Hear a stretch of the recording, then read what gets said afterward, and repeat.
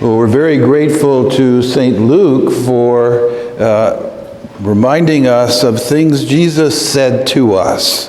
And this particular story about the steward who was not a good steward, but was then confronted by his master saying, "Your job is gone." And a steward is somebody that takes care of something for someone else.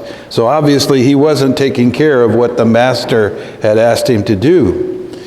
And he thinks, okay, what do I do? What do I do? And so he calls in the people that owe money to, or things to the master, and he forgives them.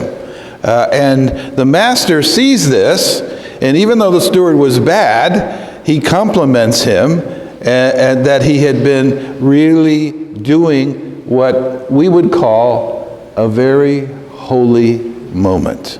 A very holy moment. And that's the invitation for each of us, because all of us are stewards of God. We're stewards first of our own bodies and minds and spirits. So God invites us in a very special way to grow in His love every day. That's what Jesus is really talking about today.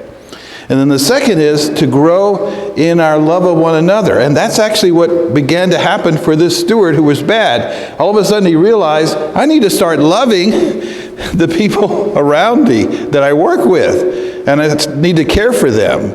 And that's also the second invitation for us. And each of those are really meant to be holy moments for us. Very holy moments.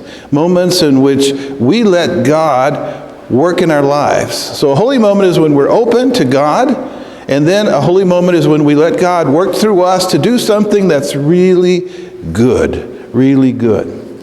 And so one of the holy moments we're doing right now is celebrating this Mass in this church. And in celebrating this Mass, we are opening ourselves to God's love to come pouring forth to us from the altar, where we receive His body and His blood. Jesus giving Himself. It's really meant to be a powerful, holy moment for each of us. And as we receive His body and blood, or as we receive a communion prayer, it's really a moment in which Jesus gives us the strength and the love we need to be able to do the second holy moment, and that is to love our neighbors as ourselves. And so, who's your neighbor? Point to your neighbor. Point to your neighbor. And the adults, you can point to your neighbor too. I'm okay with that. I won't get after you. You're good. And so we're called to truly love one another. So during this Mass, let's pray that we may truly be blessed in this holy moment at the altar as we open ourselves to God's love, letting God's love pour into us, and then also taking this love now out and back to school or back to work or back to our homes, and letting that love pour forth to our family, our friends, and even people we don't even know. Let's pray for that grace. Let's stand and pray.